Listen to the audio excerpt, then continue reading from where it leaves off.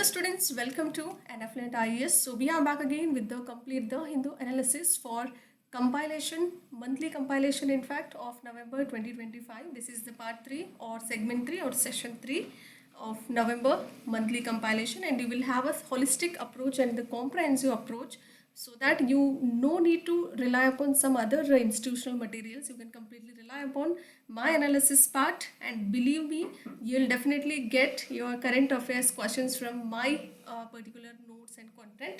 So thank you for respecting us and loving us and sharing to all of your friends as well.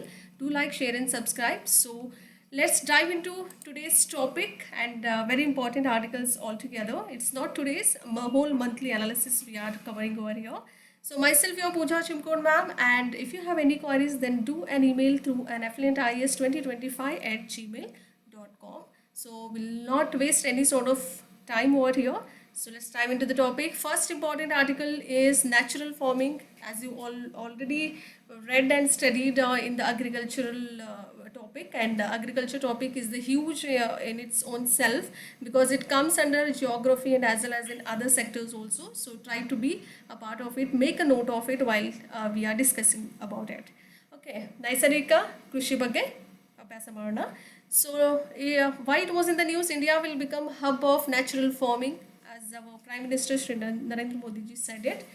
And if we speak about natural farming, why it is so important, and it is a method of farming where farmers grow crops without using any of the chemicals. They'll not use any sort of chemical fertilizers, they'll not use any sort of pesticides. It's a very natural things they'll use in order to farm their crops.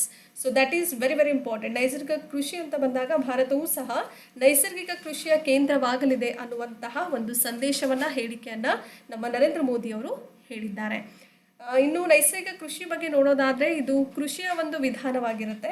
ಇದರಲ್ಲಿ ಇನ್ನೂ ಬೇರೆ ಬೇರೆದು organic farming ಅಂತ ಬರುತ್ತೆ. Okay, ತುಂಬ types ಇದೆ ಅದರಲ್ಲಿ. So ಅದೆಲ್ಲ ಹೋಗೋದು ಬೇಡ ಇವಾಗ. ನ್ಯಾಚುರಲ್ ಫಾರ್ಮಿಂಗ್ ಅಂದ್ರೇನು, ಇದು ಕೃಷಿಯ ಒಂದು ವಿಧಾನವಾಗಿರುವಂಥದ್ದು. ಇಲ್ಲಿ ರೈತರು ಏನು ಮಾಡ್ತಾರೆ ಅಂದರೆ, ಯಾವುದೇ ರಾಸಾಯನಿಕಗಳನ್ನು ಬಳಸದೆ, ಅಂದರೆ ರಾಸಾಯನಿಕ ಗೊಬ್ಬರ ಆಗಿರ್ಬೋದು, ಕೀಟನಾಶಕಗಳು ಇತ್ಯಾದಿ ಯಾವುದೇ ರೀತಿಯ ರಾಸಾಯನಿಕಗಳನ್ನು ಬಳಸದೆ ಬೆಳೆಗಳನ್ನು ಬೆಳೆಯುವಂತಹ ಒಂದು ಕೃಷಿಯ ವಿಧಾನ ಇದಾಗಿರುತ್ತೆ. And it relies completely on natural materials found on the farm itself. All these are naturally being done, and everything is completely available in your farm or in your field, and everything comes under it will be taken from natural sources like cow dung, leaves, or soil microbes, etc. These are taken and extracted from the natural sources itself. That is how the name natural farming. ಇದು ಜಮೀನಿನಲ್ಲೇ ಸಿಗುವಂತಹ, ದೊರಕುವಂತಹ ನೈಸರ್ಗಿಕ ವಸ್ತುಗಳನ್ನು ಸಂಪೂರ್ಣವಾಗಿ ಅವಲಂಬಿಸಿರುವಂಥದ್ದು. ಅದು ಸಗಣಿ ಆಗಿರ್ಬೋದು, ಎಲೆಗಳ ರೂಪದಲ್ಲಾಗಿರ್ಬೋದು, ಮಣ್ಣಿನ ಸೂಕ್ಷ್ಮ ಜೀವಿಗಳು, ಈ ಎಲ್ಲವನ್ನು ಸೇರಿಸಿ ಒಂದು ತಿಪ್ಪೆ ಗೊಬ್ಬರ ಅಂತ ಮಾಡ್ತಾರೆ, ಹೌದಲ್ವಾ? ಸೊ ಈ ಥರದ್ದೆಲ್ಲವನ್ನು ನೈಸರ್ಗಿಕ ಮೂಲಗಳಿಂದ ಬರುವಂತಹ ಒಂದು ಕೃಷಿಯಾಗಿರುತ್ತೆ. Benefits includes, it is water efficient and very eco friendly and improves soil health as well, so that it can retain fertility in the soil, and it keep it alive and as well as fertile. Soil will be fertile here and uses very little amount of water as we compared it with a chemical farming, which respects mainly natural processes over here. ಪ್ರಯೋಜನಗಳು ನೋಡೋದಾದರೆ, ಜಲ ಸಮರ್ಥವಾಗಿರುವಂಥದ್ದು, ಪರಿಸರ ಸ್ನೇಹಿಯಾಗಿರುವಂಥದ್ದು, ಮಣ್ಣಿನ ಆರೋಗ್ಯವನ್ನು ಸುಧಾರಣೆ ಮಾಡುವಂಥದ್ದು, ಅದ್ರ ಜೊತೆಯಲ್ಲೇ ಮಣ್ಣಿನ ಒಂದು ಏನು ಇದು ಫರ್ಟಿಲಿಟಿ ಅಂದರೆ ಜೀವಂತವಾಗಿರಿಸುವಂತಹ ಒಂದು ಗುಣ ಸಹ ಇದರಲ್ಲಿ ಒಳಗೊಂಡಿರುತ್ತೆ. So very very important. ಆಮೇಲೆ ಬೇರೆ ಅಂದರೆ ನೈಸರ್ಗಿಕ ಪ್ರಕ್ರಿಯೆಗಳನ್ನು ಒಳಗೊಂಡಿರುವಂಥದ್ದು, ತುಂಬ ಕಡಿಮೆ ನೀರಿನ ಒಂದು ಕೃಷಿ ಇದಾಗಿರುತ್ತೆ. ಬೇರೆದು ರಾಸಾಯನಿಕ ಒಂದು ಕೃಷಿಯನ್ನು ನಾವು ಹೋಲಿಕೆ ಮಾಡಿ ನೋಡಿದಾಗ ಇಲ್ಲಿ ನೀರಿನ ಪ್ರಮಾಣ ಕಡಿಮೆ ಆಗಿ ಬಳಸಲಾಗುತ್ತೆ ಈ ಒಂದು ನೈಸರ್ಗಿಕ ಕೃಷಿಯಲ್ಲಿ. Very very important. Please make a note of it. Will definitely shortly will get a question on that. And second most important article is Commission for Air Quality Index. In short, we do call that as CAQM. ವಾಯು ಗುಣಮಟ್ಟ ನಿರ್ವಹಣಾ ಆಯೋಗ ಅಂತಲೇ ಕರಿತೀವಿ. So why it was in the news? Because recently the Supreme Court allows CAQM to take proactive measures to curb Delhi air pollution. Okay, ಇತ್ತೀಚೆಗೆ ನಮ್ಮ ಸರ್ವೋಚ್ಚ ನ್ಯಾಯಾಲಯ ಅಂದರೆ ಸುಪ್ರೀಂ ಕೋರ್ಟ್ ಏನು ಮಾಡಿದೆ ಅಂದರೆ CAQM ಅಂದರೆ ವಾಯು ಗುಣಮಟ್ಟ ನಿರ್ವಹಣಾ ಆಯೋಗವನ್ನು ವಾಯು ಮಾಲಿನ್ಯವನ್ನು ನಿಗ್ರಹಿಸಲಿಕ್ಕೆ ಪೂರ್ವಭಾವಿ ಕ್ರಮಗಳನ್ನು ತೆಗೆದುಕೊಳ್ಳಲಿಕ್ಕೆ ಅನುಮತಿಯನ್ನು ನೀಡಲಾಗಿದೆ. So if we speak more about CAQM, because for the exam point of view it's very important, it's a statutory body, do remember. So there is a two important list. We do have statutory and another one is constitutional, so please make a note of it. It comes under statutory body set up by the government of India, which will monitors and control and improve the air quality in the national capital region, especially in the NCR of Delhi and even adjoining areas. And adjoining areas includes Delhi, Haryana, Punjab, Rajasthan and UP, that is Uttar Pradesh. Do remember. So again very important article. ಇದು ರಾಷ್ಟ್ರೀಯ ಒಂದು ರಾಜಧಾನಿ ಪ್ರದೇಶ ಅಂದರೆ NCR ಅಂತ ಕರೆಯಲಾಗುತ್ತೆ. ದೆಹಲಿಯಲ್ಲೇ ಇದೆ NCR ಒಂದು ರೀಜನಲ್ಲಿ. ಮತ್ತು ಪಕ್ಕದ ಪ್ರದೇಶಗಳಲ್ಲಿ ಅಂದರೆ ಹರಿಯಾಣ ಆಗಿರ್ಬೋದು, ದೆಹಲಿ ಆಗಿರಬಹುದು, ಪಂಜಾಬ್, ರಾಜಸ್ಥಾನ್, ಉತ್ತರ ಪ್ರದೇಶ, ಈ ಒಂದು ಅಕ್ಕಪಕ್ಕದಲ್ಲಿರುವಂತಹ ಪ್ರದೇಶಗಳಲ್ಲಿ ಗಾಳಿಯ ಗುಣಮಟ್ಟವನ್ನು ಮೇಲ್ವಿಚಾರಣೆ ಮಾಡುವಂಥದ್ದು ಮತ್ತು ಗಾಳಿಯ ಒಂದು ಮೇಲ್ವಿಚಾರಣೆ ಮಾಡುವುದರ ಮೂಲಕ ಅದರ ನಿಯಂತ್ರಿಸಲಿಕ್ಕೆ ಮತ್ತು ಸುಧಾರಿಸಲಿಕ್ಕೆ ಭಾರತ ಸರ್ಕಾರವು ಸ್ಥಾಪಿಸಿದಂತಹ ಶಾಸನಬದ್ಧ ಸಂಸ್ಥೆಯಾಗಿದೆ. ಯಾವುದು? CAQM. Do remember, very important, and established under the Commission for Air Quality Management Act 2021. ವಾಯು ಗುಣಮಟ್ಟ ನಿರ್ವಹಣಾ ಆಯೋಗ ಕಾಯ್ದೆ 2021ರ ಅಡಿಯಲ್ಲಿ ಇದನ್ನು ಸ್ಥಾಪನೆ ಮಾಡಲಾಗುತ್ತೆ. Purpose is to coordinate air pollution control measures across multiple states, which includes, as I already mentioned, Delhi, Haryana, Punjab, Rajasthan, Uttar Pradesh, includes Delhi NCR as well. Okay, ಇದರ ಮುಖ್ಯ ಉದ್ದೇಶ ನೋಡೋದಾದರೆ ದೆಹಲಿ ಆಗಿರ್ಬೋದು, ದೆಹಲಿ ಅಂತೂ NCR ದೆಹಲಿಯಲ್ಲೇ ಬರುವಂಥದ್ದು. ಅದನ್ನು ಬಿಟ್ಟು ಪಕ್ಕದ ಪ್ರದೇಶ ಅಂತ ಬಂದಾಗ ಹರಿಯಾಣ, ಪಂಜಾಬ್, ರಾಜಸ್ಥಾನ್, ಉತ್ತರ ಪ್ರದೇಶದ ಸುತ್ತಮುತ್ತಲಿನ ಅನೇಕ ರಾಜ್ಯಗಳಲ್ಲಿ ವಾಯು ಮಾಲಿನ್ಯ ನಿಯಂತ್ರಣ ಕ್ರಮಗಳನ್ನು ಸಂಘಟಿಸುವಂತಹ ಒಂದು ಉದ್ದೇಶವನ್ನು ಹೊಂದಿರುವಂಥದ್ದು. Powers includes, it can issue certain directions to states, industries, transport and local bodies as well. ಅಧಿಕಾರಗಳು ಯಾವುದ್ಯಾವ್ದು ಹೊಂದಿರುತ್ತೆ ಅಂದರೆ ರಾಜ್ಯಗಳು ಏನೇನು ಮಾಡುತ್ತೆ, ಕೆಲವೊಂದು ರಾಜ್ಯಗಳಿಗೆ ಕೈಗಾರಿಕೆಗಳಾಗಿರ್ಬೋದು, ಸಾರಿಗೆ ವ್ಯವಸ್ಥೆ ಆಗಿರ್ಬೋದು, ಸ್ಥಳೀಯ ಸಂಸ್ಥೆಗಳಿಗೆ ನಿರ್ದೇಶನಗಳನ್ನು ನೀಡುವಂತಹ ಅಧಿಕಾರವನ್ನು ಹೊಂದಿರುವಂಥದ್ದು. And if you move on to the next important article, which speaks about white rhinos or rhinoceros. Do remember, ಬಿಳಿ ಘೇಂಡಾಮೃಗ ಅಂತ ಕರಿತೀವಿ. Scientific name is Ceratotherium cymum. So do remember, ವೈಜ್ಞಾನಿಕ ಹೆಸರು ಸೆರಾಟೋಥೇರಿಯಂ ಸೈಮಮ್ ಅಂತ ಕರೆಯಲಾಗುತ್ತೆ. The white rhino is the second most largest mammals right after first largest mammal is elephant and second one is white rhinos. Okay, despite the name, why the name white? So it doesn't mean white rhinoceros are not of white in color. So rather, there is a misconception or the misinterpretation about the name. Despite having the white rhino's name, it's not actually white in color. The name likely came from a misinterpretation of the Dutch word witched or wild, meaning white. It indicates white. It's not a color white. Okay, referring to its wide mouth. It refers to the wider mouth. Do remember, very very very important.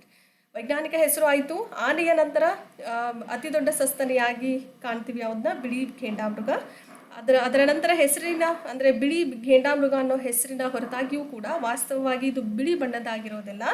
ಈ ಹೆಸರು Dutch ಪದ wish ಅಂದರೆ ಅಗಲವಾದಂತಹ ಅಂತ ಅದರ ಒಂದು ಅರ್ಥ ಆಗಿರುತ್ತೆ. ಆ ಅಗಲವಾದ ಬಾಯಿಯನ್ನು ಉಲ್ಲೇಖಿಸುವ ತಪ್ಪಾದ ವ್ಯಾಖ್ಯಾನದಿಂದ ಬಂದಿರುವಂತಹ ಸಾಧ್ಯತೆ ಹೆಚ್ಚು ಅಂತ ಹೇಳಲಾಗ್ತಾ ಇದೆ. Do not get confused that white rhinos are white in color. No, not at all. That is not the case.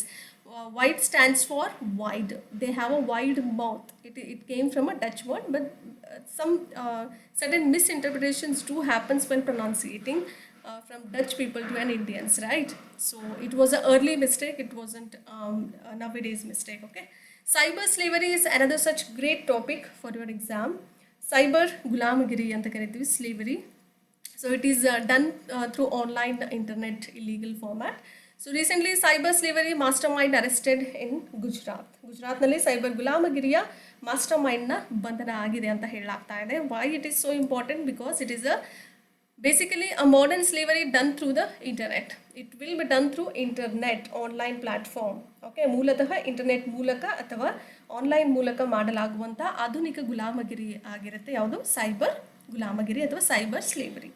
Meaning forcing people to work online through they'll provide some thread, kidnapping to their family members, something other sort of threats, and deception, that is they'll deceive the person to force into this particular field, and physical captivity, they'll make some kidnap to that particular person, they'll ask them to, or they'll force them to do a work for them. So that is a physical captivity. Okay, that person will be under coverage of the of all those cyber illegal people. Okay, usually in scam centers or cyber crime hubs, we can get to see all these forced people who will make certain people, a very common person needs to be targeted, and then they'll make it done through that online illegal activities.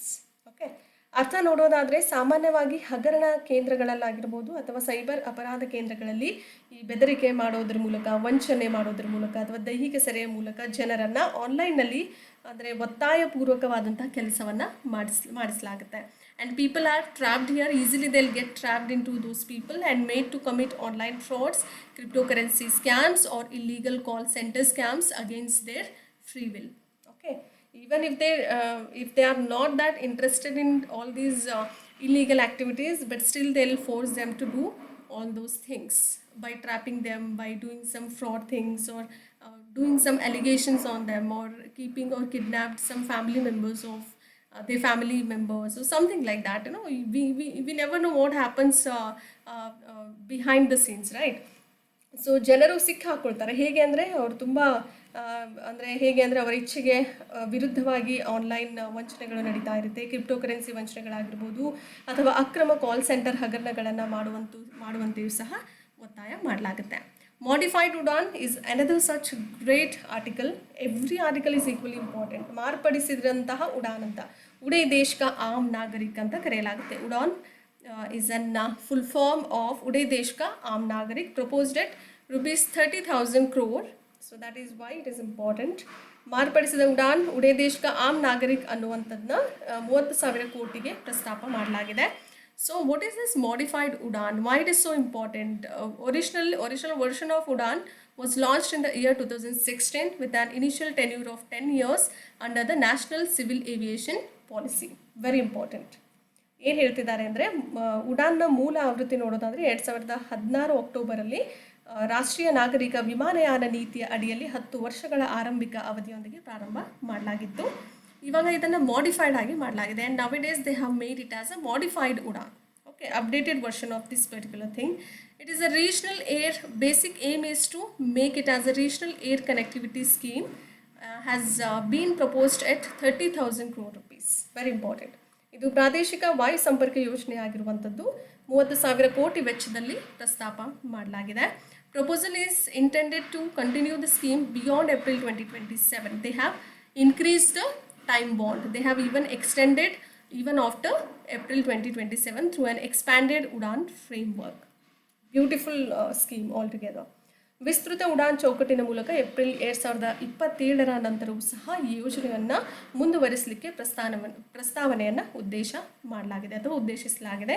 And this particular scheme operates under a market-driven model which allows airlines to assess passenger demand. Basically, it will assess all those demands of the passenger, and then they will propose the routes during the bidding rounds. Very very important. ಈ ಯೋಜನೆ ಏನು ಮಾಡುತ್ತೆ ಅಂದರೆ ಮಾರುಕಟ್ಟೆ ಚಾಲಿತ ಮಾದರಿ ಅಡಿಯಲ್ಲಿ ಕಾರ್ಯನಿರ್ವಹಿಸುವಂಥದ್ದು, ಹೌದಲ್ವಾ?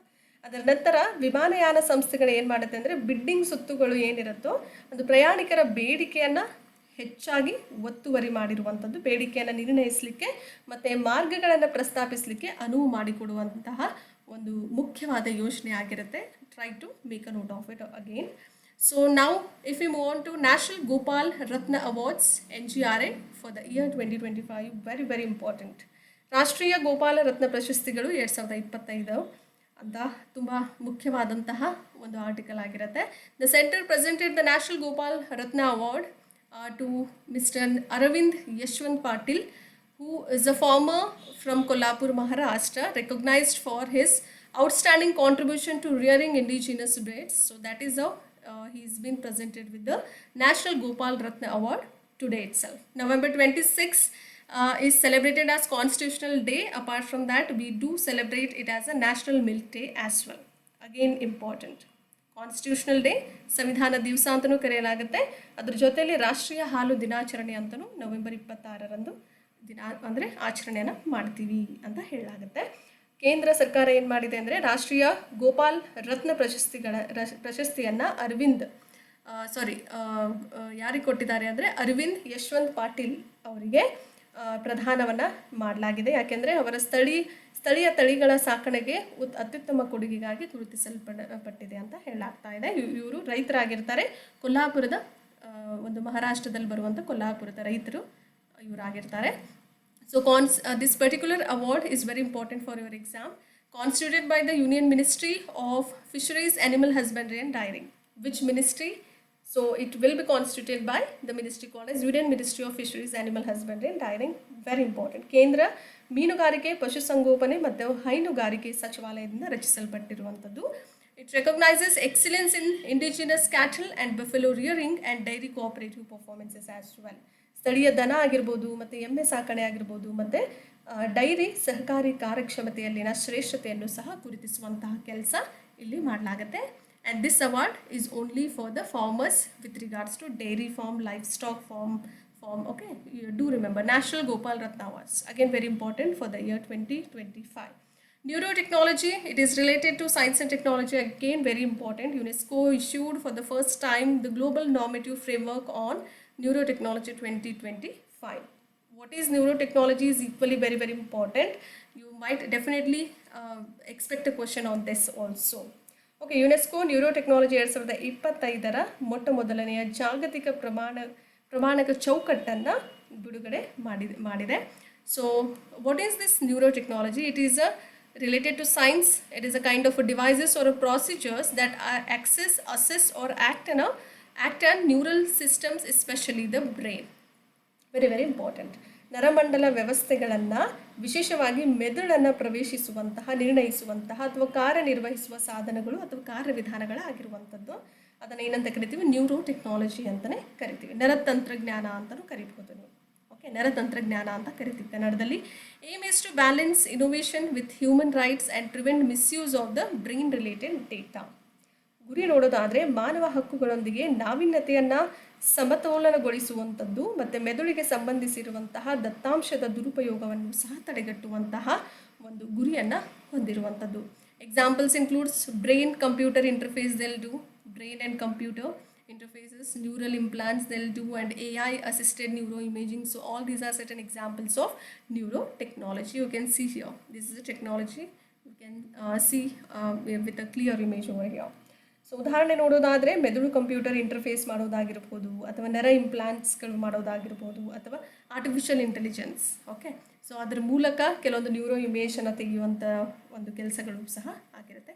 It will be used, applications includes, it will be used in detecting tumor and preventing strokes, okay, brain strokes and all of that. And assistive technologies, it will assist many of the technologies and mental health and cognitive enhancement. These were certain applications where we can use all these neuro technologies.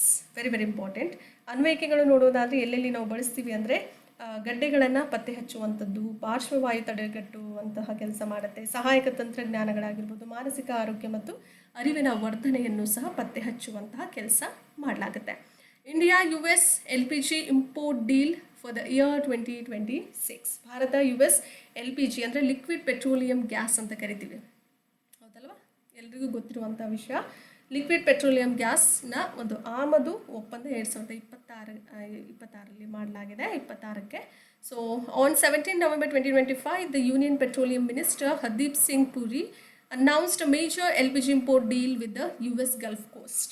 17 November 2025 ಇತ್ತೀಚೆಗೆ ಆ ಒಂದು ದಿವಸದಂದು ಕೇಂದ್ರ petroleum ಸಚಿವರಾದಂತಹ ಹರ್ದೀಪ್ ಸಿಂಗ್ ಪುರಿ ಅವರು US Gulf ಕರಾವಳಿಯೊಂದಿಗೆ ಪ್ರಮುಖ LPG ಆಮದು ಒಪ್ಪಂದವನ್ನು ಘೋಷಿಸ್ತಾರೆ. So key features and significance includes duration is of 1 year of contract for 2026 and quantity. India is importing of about 2.2 million tons per annum of LPG from USA, United States of America, which altogether accounts for 10% of India's annual LPG imports. Very very important. Type of contract includes first structure contract for US LPG in the Indian market. It is a first for the very first time they have made a structure contract for US LPG in the Indian market. So that is the type of contract we have made with USA. Significance includes energy security, strengthening India US energy ties. So we are strengthening energy ties with USA, and support for domestic consumption as India is the second largest LPG consumer at the global level. So very very important. ಪ್ರಮುಖ ಲಕ್ಷಣಗಳು ಮತ್ತು ಮಹತ್ವ ನೋಡೋದಾದರೆ ಅವಧಿ 1 ವರ್ಷದ ಒಪ್ಪಂದ ಆಗಿರುತ್ತೆ, 2026ಕ್ಕೆ ಸೀಮಿತ. ಪ್ರಮಾಣ ನೋಡೋದಾದರೆ ಭಾರತವು ಅಮೆರಿಕಾದಿಂದ ವರ್ಷಕ್ಕೆ 2.2 ಮಿಲಿಯನ್ ಅಷ್ಟು ಎಲ್ ಪಿ ಜಿಯನ್ನು ಆಮದು ಮಾಡಿಕೊಳ್ಳುವಂಥದ್ದು.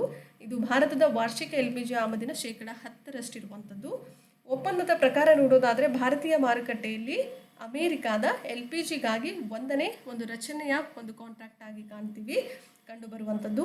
ಇಂಧನ ಭದ್ರತೆಯ ಮಹತ್ವ ಆಗಿರ್ಬೋದು, ಭಾರತ US ಇಂಧನ ಸಂಬಂಧಗಳನ್ನು ಬಲಪಡಿಸುವಂತಹ ಒಂದು ಪ್ರಾಮುಖ್ಯತೆಯನ್ನು ಒಳಗೊಂಡಿದೆ. ಜಾಗತಿಕವಾಗಿ ಭಾರತವು 2ನೇ ಅತಿ ದೊಡ್ಡ LPG ಬಳಕೆದಾರನಾಗಿರುವುದರಿಂದ ದೇಶೀಯ ಬಳಕೆಗೆ ಬೆಂಬಲವನ್ನು ನೀಡ್ತಾ ಇದೆ. So very very important. Last but not the least, again very important, 13th international tourism mart 2025 held in Sikkim. So that is how it was in the news.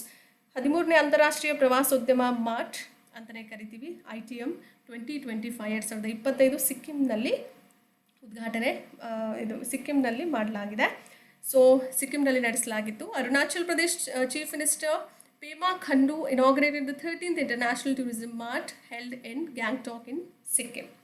So ಇತ್ತೀಚೆಗೆ ಅರುಣಾಚಲ್ ಪ್ರದೇಶದ ಮುಖ್ಯಮಂತ್ರಿ ಆದಂತಹ ಪೇಮಾ ಖಂಡು ಅವರು ಸಿಕ್ಕಿಂನ ಗ್ಯಾಂಗ್ಟಾಕ್ನಲ್ಲಿ ನಡೆದ 13ನೇ ಅಂತಾರಾಷ್ಟ್ರೀಯ ಪ್ರವಾಸೋದ್ಯಮ ಮಾರ್ಟನ್ನು ಉದ್ಘಾಟನೆ ಮಾಡ್ತಾರೆ. International Tourism Mart, if we speak about it, then it is a flagship annual event organized by the Ministry of Tourism, Government of India. Focus is to promote the northeastern region as a unified tourism destination. Okay, objective is to showcase the tourism potential and to domestic and as well as international buyers. Very very important. ಅಂತಾರಾಷ್ಟ್ರೀಯ ಪ್ರವಾಸೋದ್ಯಮ mart ಬಗ್ಗೆ ಹೇಳೋದಾದರೆ ಭಾರತ ಸರ್ಕಾರದ ಪ್ರವಾಸೋದ್ಯಮ ಸಚಿವಾಲಯವು ಆಯೋಜಿಸುವಂತಹ ಪ್ರಮುಖ ವಾರ್ಷಿಕ ಕಾರ್ಯಕ್ರಮ ಇದಾಗಿರುತ್ತೆ. ಈಶಾನ್ಯ ಪ್ರದೇಶವನ್ನು ಏಕೀಕೃತ ಪ್ರವಾಸೋದ್ಯಮ ತಾಣವಾಗಿ ಉತ್ತೇಜನ ಮಾಡುವಂತಹ ಗುರಿಯನ್ನು ಅಥವಾ ಗಮನವನ್ನು ವಹಿಸಲಾಗ್ತಾ ಇದೆ. ಉದ್ದೇಶ ನೋಡೋದಾದರೆ ದೇಶೀಯ ಮತ್ತು ಅಂತಾರಾಷ್ಟ್ರೀಯ ಖರೀದಿ ಮಾಡುವಂತಹ ಆ ವ್ಯಕ್ತಿಗಳಿಗೆ ಪ್ರವಾಸೋದ್ಯಮ ಸಾಮರ್ಥ್ಯವನ್ನು ಪ್ರದರ್ಶನ ಮಾಡುವಂತಹ ಒಂದು ಉದ್ದೇಶವನ್ನು ಒಳಗೊಂಡಿರುವಂಥದ್ದು. ಆ್ಯಂಡ್ ಎಲ್ರಿಗೂ ಅರ್ಥ ಆಯಿತು ಅಂತ ಭಾವಿಸ್ತೀರಿ. Thank you so much everyone liking the whole content and loving and spreading to all of your other friends, other groups as well. I am so blessed and very lots of gratitude from my end. And do like, share and subscribe and keep sharing us, keep loving us. Thank you and have a good time.